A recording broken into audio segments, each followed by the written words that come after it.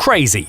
That's how NATO officials are describing what's happening in Ukraine right now. Not because it's reckless, but because it's revolutionary. Across forests and farmlands in eastern Ukraine, a network of cheap microphones and cell phones is quietly rewriting the rules of warfare. It doesn't launch missiles, it doesn't jam signals, it just listens. And somehow that's enough to terrify Russian drone operators and stun NATO generals. But this is more than just an acoustic trick. Ukraine's new system isn't just hearing the enemy, it's hunting them. And the story behind it starts in the unlikeliest place. An AI company that used to clone celebrity voices for Hollywood blockbusters. What they built next is now the most underestimated weapon on the modern battlefield. Let's break it down. Respeecher, founded as a voice synthesis startup, spent years perfecting machine learning algorithms that could analyze and recreate human speech patterns. Their technology was sophisticated enough to clone the voice of Star Wars characters and create convincing digital performances for major film productions. But when Russia invaded in 2022, the company's founders, led by CTO Dmytro Belyevtsov, faced a choice that would define their contribution to Ukraine's defense.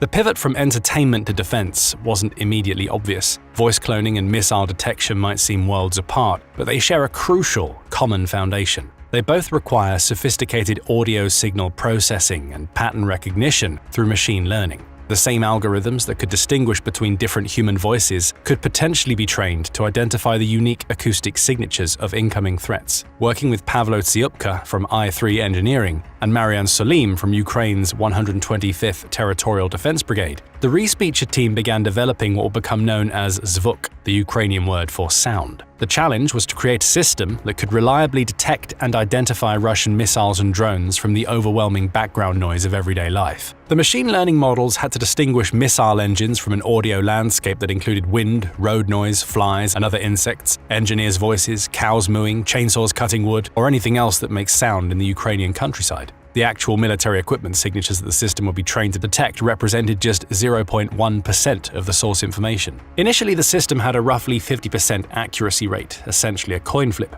However, through iterative training and the gradual accumulation of real battlefield audio data, collected with help from military units actually experiencing attacks, the team began improving their algorithm's ability to separate threats from background noise. The hardware component of zvuk was deceptively simple, yet ingeniously effective. Each station consisted of curved acoustic mirrors approximately half a meter in diameter, designed to concentrate sound waves onto highly sensitive microphones. This works similarly to how satellite dishes focus radio signals. This acoustic collector was backed by a computer roughly the size of a shoebox, running the AI algorithms that processed incoming audio in real time. But the actual breakthrough came when the team solved what they called the domain shift problem. Sounds recorded from internet sources or at safe distances weren't adequate for training. A missile flying far overhead produces a completely different acoustic signature than one passing nearby. This meant that the developers needed to work within the Ukrainian military itself and in real-life environments. Units in combat zones would record close flyby data that allowed the AI to learn the actual sounds of incoming threats. This allowed zvuk to achieve what its creators claimed was 0 false negatives by 2022. As such, the system was never wrong in determining that a sound was actually being created by military equipment, though it occasionally triggered false alarms. The system's effectiveness was demonstrated within hours of deployment. It detected a cruise missile just 4 hours after setting up its first operational station, which was proof that its acoustic detection concept worked in real combat conditions. However, zvuk's initial deployment was limited in scope. The network consists of approximately 40 stations scattered across Ukraine. This was sufficient for proof of concept, but far from providing comprehensive coverage. Additionally, detection ranges were a modest 3 miles for drones and artillery and 5 miles for missiles, and the system would need further development to achieve the strategic impact Ukraine needed. As such, zvuk established the foundational technology that would enable everything that followed. It proved that AI-powered acoustic detection could work reliably in combat, that miniaturized hardware could process complex audio signatures in real time, and that civilian technology companies could rapidly adapt their expertise to critical defense applications. But most importantly, zvuk demonstrated the core principle that would drive the next 2 evolutionary stages. Acoustic detection could provide early warning for low-altitude threats that traditional radar struggled to track, and to do so at a fraction of the cost of conventional air defense systems. This resulted in the challenge becoming how to scale effective acoustic detection from dozens of stations to nationwide coverage. The solution emerged from what might seem like an unlikely source: 2 Ukrainian engineers working in a garage. But unlike the sophisticated AI startup behind Zvuk, this approach emphasized simplicity, cost-effectiveness, and rapid deployment over technical sophistication. As General James Hecker, commander of US Air Forces in Europe and Africa, described it, these engineers put a microphone and a cell phone on a 6-foot pole to listen for one-way UAVs. This created a paradigm shift in the entire design, proving that effective acoustic detection didn't really require cutting-edge hardware if the network could be large enough and the signal processing efficient enough. The project, dubbed Sky Fortress, represented a fundamental shift in approach from Zvuk's high-tech station model to a distributed sensor network. Rather than deploying sophisticated acoustic mirrors and dedicated processing units, Sky Fortress relied on much simpler hardware that could be manufactured quickly and deployed widely. What Sky Fortress needed to do instead was coordinate thousands of simpler sensors into a coherent detection network, and it did. The mathematical principle underlying this approach is called acoustic triangulation. When 3 or more acoustic sensors detect the same sound, the tiny differences in arrival time at each point can be used to triangulate the exact location of the source. This is the same principle that enables GPS positioning, but it's applied to sound waves rather than radio signals. According to various military officials, Sky Fortress ultimately deployed between 8,000 and 10,000 acoustic sensors across Ukraine, creating what General Hecker called very accurate information that is synthesized in a central computer and sent out to mobile fire teams. This massive sensor network provided several crucial advantages over the more limited Zvuk deployment. First, the sheer number of sensors created redundancy that improved overall system reliability. If some sensors were damaged or malfunctioned, the network could continue operating effectively. Second, the wider coverage meant that incoming threats could be detected earlier and tracked constantly as they crossed multiple sensor zones. But most importantly, this approach enabled a level of precision that individual sensors couldn't achieve. While a single acoustic sensor might only provide rough directional information, multiple sensors networked together could generate precise coordinates, flight paths, and speed estimates for detected targets. The cost-effectiveness of this approach proved revolutionary. According to NATO estimates, the entire Sky Fortress network cost approximately $54 million to deploy and maintain. This is less than the price of 2 Patriot air defense missiles, which are practically expendable goods. Each sensor costs between $400 and $500, making the system scalable across the entire nation. The operational effectiveness was equally impressive. In one engagement in 2024, cited by Hecker, Ukraine successfully intercepted 80 out of 84 incoming Russian drones. This represents a 95% accuracy rate, achieved through the combination of acoustic detection and rapidly deployed mobile fire teams equipped with conventional anti-aircraft guns. But Sky Fortress also revealed the limitations of ground-based acoustic detection. The network excelled at detecting low-altitude threats like drones and cruise missiles, but couldn't match the range and altitude coverage of traditional radar systems. Detection ranges remained in the single-digit miles, providing valuable but limited early warning time. More significantly, the fixed nature of the sensors meant that the network could only provide coverage where stations had been deployed. If Ukraine were forced to change the location of the front, such as by retreating or advancing, it would need to set up more operating stations. These limitations would drive the development of the third evolutionary stage, mobile acoustic detection, that could go anywhere reconnaissance operations were needed. And this is where the German manufacturer Quantum Systems comes in, improving on its vector drones. Unlike the ground-based sensors of previous systems, using drones essentially creates mobile acoustic sensing platforms that can provide detection coverage anywhere the drone can fly. The acoustic sensors that accomplish this are developed by Veles Acoustics, now a wholly owned subsidiary of Quantum Systems, and are scheduled to be installed on the drones over the next few months. They are approximately the size of an index finger and weigh just a few grams, but can still identify artillery and mortar fire at ranges up to 10 miles. This development represents yet another leap in how acoustic detection fits into broader military operations. Where Zvuk and Sky Fortress were primarily defensive systems designed to protect Ukrainian territory from incoming attacks, these reconnaissance drones are active intelligence-gathering platforms that can locate enemy artillery positions. So instead of waiting for enemy aircraft to approach Ukrainian airspace where ground-based sensors could detect them, the military can use them for search and destroy missions that don't rely on direct visual contact for initial targeting. This capability addresses one of the most persistent challenges in modern warfare: rapid detection and first engagement rules. Traditional methods of locating enemy guns rely primarily on radar systems that can track incoming projectiles back to their point of origin, or on visual reconnaissance that requires direct observation of artillery positions. Acoustic detection offers several advantages over these conventional approaches. Unlike radar systems, which emit signals that can be detected and targeted by enemy forces, acoustic sensors are completely passive. They only listen, never transmit. This makes it much harder for enemy forces to locate and defeat through electronic warfare or direct attack. Additionally, as sound is deflected against surfaces and doesn't rely on straight-line visual detection, it can pick up signals of enemy movements and deployments without compromising the drones carrying the hardware. The vector system's planned artificial intelligence improvements will also allow it to distinguish between different types of artillery and mortar systems based on their acoustic signatures.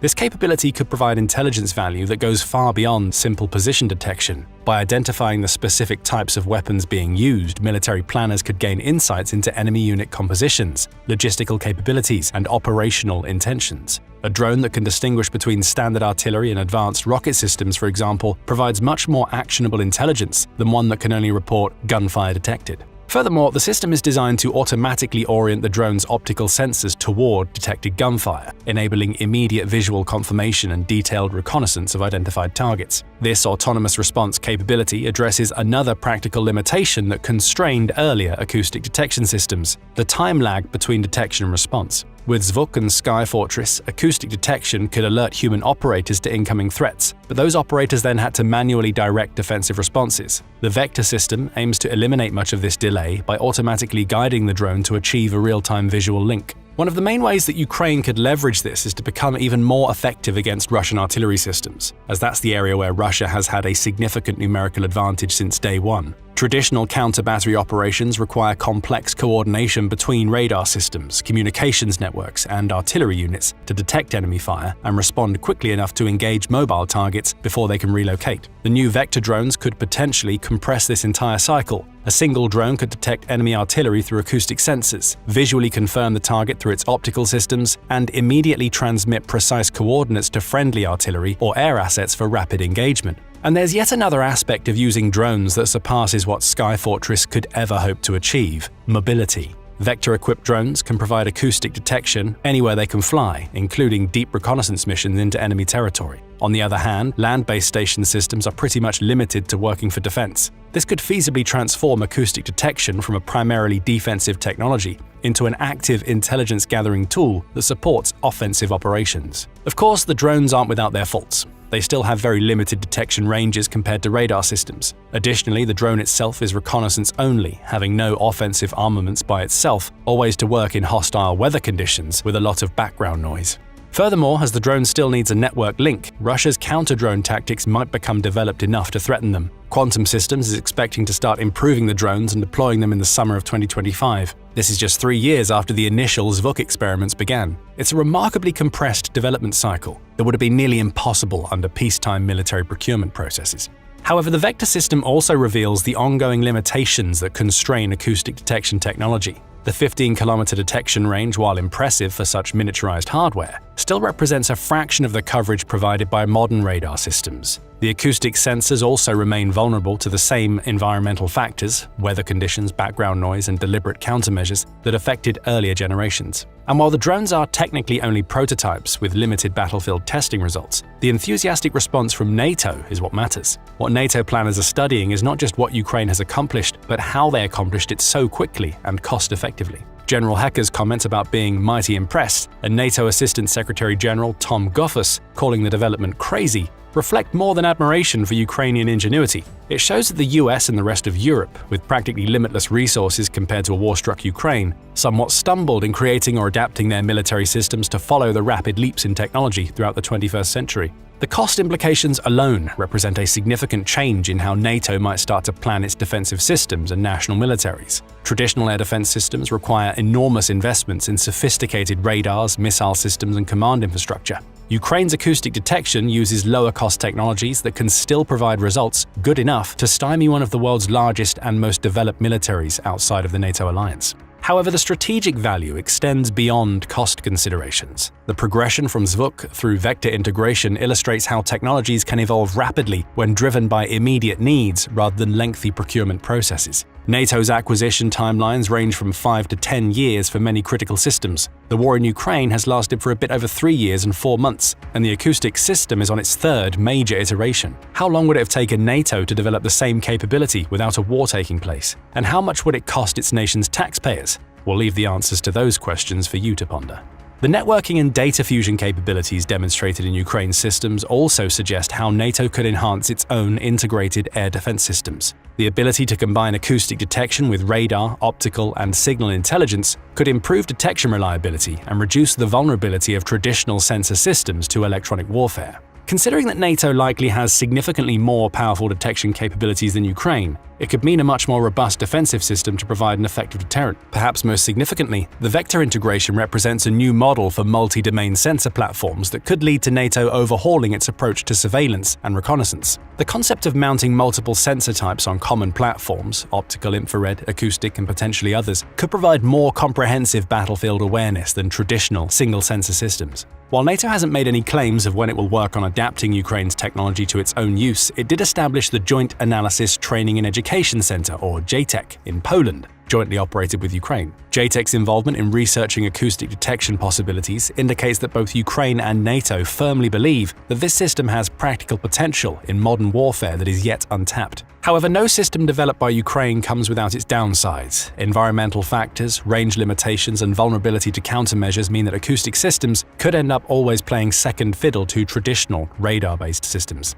It's also possible that the system hits an operational ceiling before it becomes practically usable, especially if Russia or China creates dependable counter-strategies. Of course, the system does come with one way to overcome some of these barriers through redundancy. While the three different systems are technically part of a linear progression of increasing mobility and reliability, each comes with its own use cases and operational advantages. As such, all three systems could be combined to provide broader coverage. The development from centralized to distributed to fully mobile detection systems wouldn't be possible without combining a few different concepts and emerging technologies, with each having major implications for the future of warfare itself. First, Ukraine managed to develop these systems not through widespread government programs, but through private small teams or companies. It indicates that small teams with focused objectives can outpace large, well-funded traditional development programs under the right circumstances. This could lead to serious questions within NATO about whether traditional defense procurement models are adequate for the rapidly evolving threat environment. Secondly, artificial intelligence advancement is also a major talking point for future systems, not only for acoustic detection.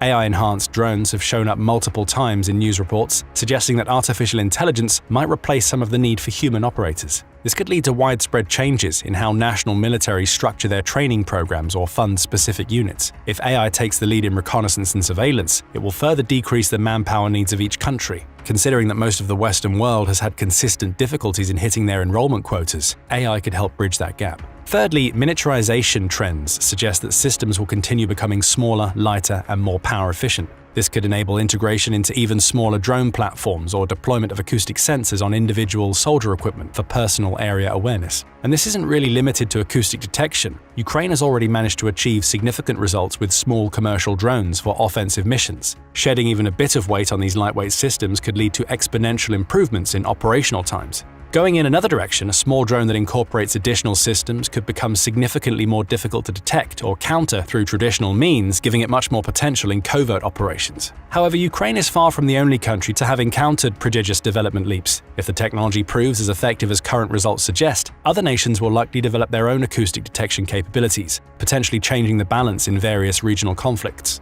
Russia's reported development of acoustic detection systems that directly copy Ukrainian designs suggests that Russia and China are likely only slightly behind. As such, it would only take a small breakthrough for Ukraine to need to create counter-systems to technologies that it's barely perfected. For NATO, the main challenge will be integrating lessons learned from Ukrainian acoustic detection development with existing defense capabilities and procurement processes. The alliance must find ways to capture the innovation benefits of Ukraine's rapid developmental cycles while maintaining the quality standards and interoperability requirements necessary for the alliance's diverging operational needs. If you've liked this video, you might enjoy our analysis of how Ukraine has managed to stay ahead in the drone game. And as always, thank you for watching, and make sure to subscribe to our channel for daily news straight from reliable sources.